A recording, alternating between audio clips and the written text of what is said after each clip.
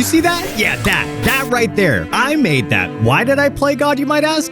Well, my friend Luke hit me up with an odd request to put this into the game. Oh, it's him! And I was so excited by the question of if I could, I never paused to ask the question if I should. But let's take this a step further. You get to decide my entire team of brand new Paradox Pokemon. Let's give these unappreciated, weak, pathetic Pokemon the second life that they deserve. Let's do what the small indie company definitely wouldn't. But hold up, what differentiates a normal Pokemon from, let's say, a Paradox Pokemon? But there's two halves to this coin, so let's talk about future Paradox Pokemon first. What makes them aesthetically what they are now? And there's a couple key features that goes into this, so let's break them down into a list. They need to ingest a metal box, they need to look like they were stuffed with a gas station snow globe, and last but not least, be a daily reminder to take my vitamins. Anemia gang. Ooh. I tried not to spoil myself too much on this post. Like, I didn't interact with like a lot of people that made comments underneath it, but there's one in particular that I actually really like, and it's from Phantomations. Phantomations. Hopefully I got your name right, Phantomations. If I it up, I'm so sorry. And to bring Drifbloom into the year 69420, I was going to need to find something to make this a little bit easier on me. Some sort of Sputnik model. $150? I'm in the wrong business. Well, I guess if this YouTube thing doesn't work out, I know a backup plan. But with the model secured, I was still faced with a incredibly daunting task in front of me, and that was to actually get it into the game. This mesh is so much more complex than, like, let's say a Pokemon's mesh, and I'm having a difficult time separating it out from Sputnik. Now, I'm going to be upfront with you. I've only been model editing for a little under a year now. I'm still fairly new to this, so finding some sort of model to help me along the way would help out immeasurably. I just had a terrible thought cross my mind. What if I decided to do all this work, to select all this stuff, and not even show up in the game or work correctly? And not only get into the game, but get it looking right. Look at this gamer. Oh, I think we're witnessing childbirth, which, you know, sounds pretty easy, especially with what I did with Iron Clone, but for all I know, this could explode as soon as I get it there, so, it'd be interesting. Ooh, okay. So all in all, that actually went pretty smooth. It only took me, again, probably about a full days of work to get into the game. All the textures working. Wait, hold up. I forgot to change the mouth for the most part. Iron Probe? Holy shit. Oh, it's the drawn. So fucking cool. I love him. No! Tommy! Steel Ghost, right? It's got to be Steel Ghost. Yeah, it's definitely Ghost, because I see knockoff is super effective here. Oh, you're Electric Ghost. Oh, this is so interesting. Goodbye, Iron Probe. Die now. No, I don't want to die. Goodbye. You know what? I think it's time. It's time. Oh my god, look at that Sylveon. Holy bejesus. And I was pretty stoked. I thought making the rest of the team was going to be pretty easy. Get it done in less than a week. I wonder how tough this would be. Yeah, I was naive. And let's be real here. Sylveon, what's not to love about it? It's uwu friendly, it's got skin tags, it's also arguably one of the best typings in the game. Not better than Espeon.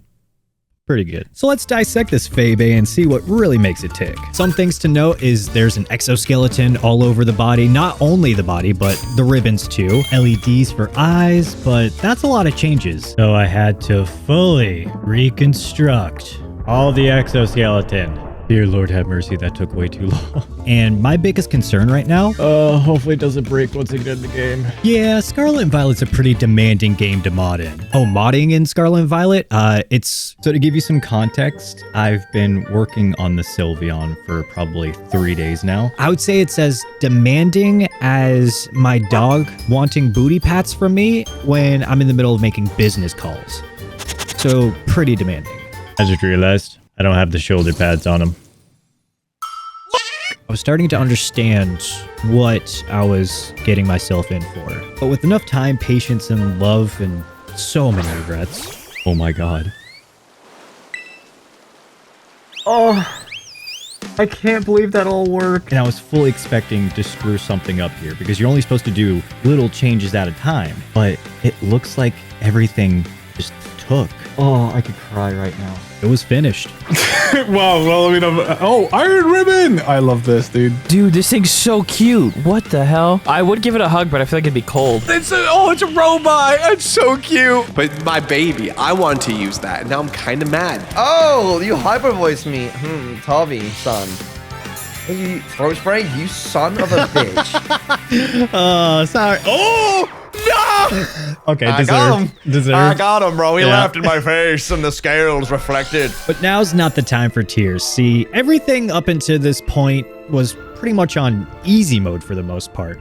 I had references for models. I was given a model. So everything was pretty cut and dry, pretty kosher when it came to putting everything together. Next Pokemon! From this point on, I didn't have those references. I was going to be on my own when it came to creating these fantastical creatures. Oh, that's interesting. Ancient paradox for Magikarp. I knew eventually I was going to have to make Magikarp into something just solely based off its, popularity. Maybe a water dragon type? But I had some ideas in mind for the direction I wanted to take this. This is going to be blasphemous. I joke, but I think there might be something here. Now, since we're moving into past forms of Paradox Pokemon, what aesthetics-wise does it take to make a Pokemon of the past? Well, the short and long of it is they wear a bit too much Sephora, they are clickbait material of Pokemon's past, and also for some reason require having a tail. Not sure what's up with that last part, but I mean, I'm not going to kink shame you.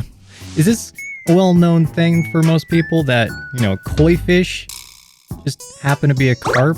In retrospect, I do feel a little idiotic for not knowing this fact, but to be fair, I'm out here playing God. Here we go, Magikarp. And what do I look like, a zoologist? Oh, no. Oh my goodness. Part of it kinda works. And up until this point, every problem that I was dealing with just happened to be how much time was I willing to sink into one certain Pokemon, And whether it was a day of work, 2 days, a week's worth of work, when I encountered this issue, it essentially was the end of the road for that model. There wasn't really any way that I knew of, on how to fix it. And I had spent a lot of time on Magikarp up until this point, so I was very fearful that I was going to have to throw it all away again. So in a last-ditch effort to save this sin against God, I reached out to somebody. Oh! Now I ask you, was it worth saving this absolute middle finger to God? Was it worth taking this carp out of nuclear-infested waters? ElChicoEevee, thank you! Yeah, no, totally. I love this guy. It may not seem like it now, but I promise you, this thing's going to be a unit. River Whisker.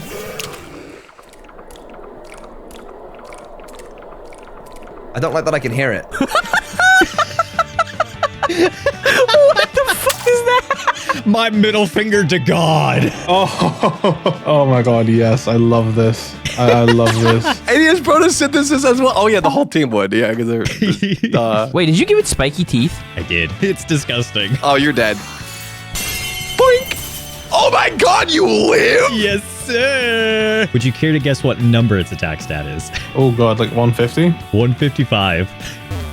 Yeah, what have you, what have you, you have too much power. But celebrations aside, it was on to the next Pokemon.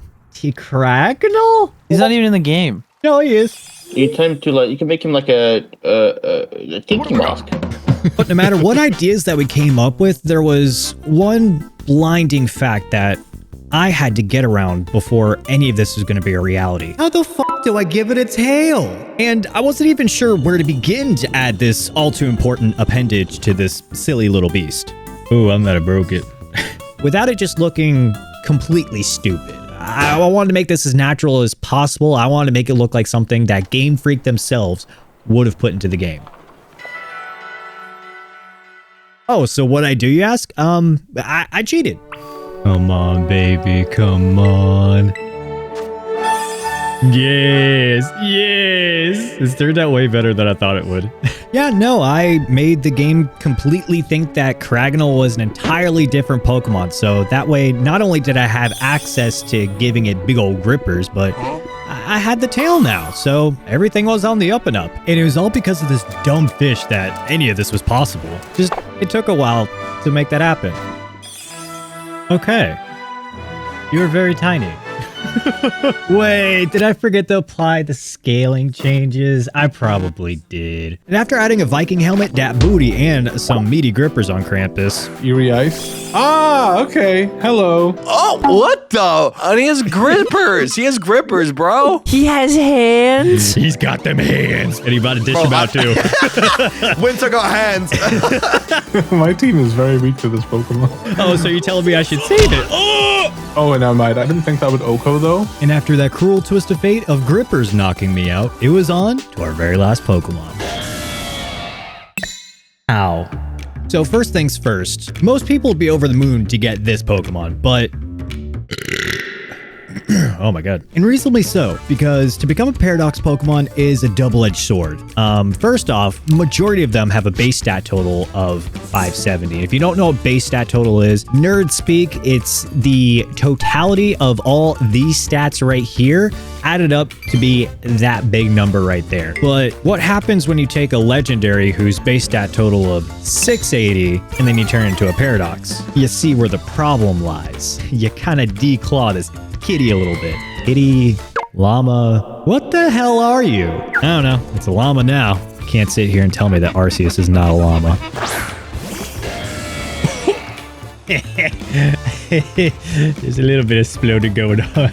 So yeah, this was gonna be the piece de la resistance, and I wanted to make it as intimidating as possible. So shadows needed to move. Almost? At least a little bit. I needed to strike fear into my opponent's eyes when this came out into battle. And it needed to be more primordial than Origin Giratina, so I had to give it a look that was worthy of this beast before it got sent to the Shadow Realm, of course. I think we're moving in the right direction. Very excited for this one. But after some blood, sweat, tears, and a little bit of playing around too much, you end up getting something quite like myself. A happy accident. Garcia Seer. What? Oh my god!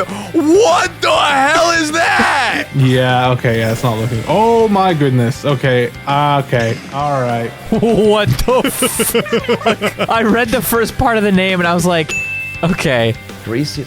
The transparency as well. You can see through his wings, man. He's so epic. He has like horns. Like, how did you extend that? Give me his lore. Give me his backstory. I want to know everything about him. So this is what Giratina was before being banished into the distortion world. Oh, dude, this is what Origin Giratina needed to be. I like how Psychos are just like, hello. He's just looking directly up at him. Yes. Oh, what are you doing to me? We're going to end this on my terms. Gaton! Gokaki no Jutsu!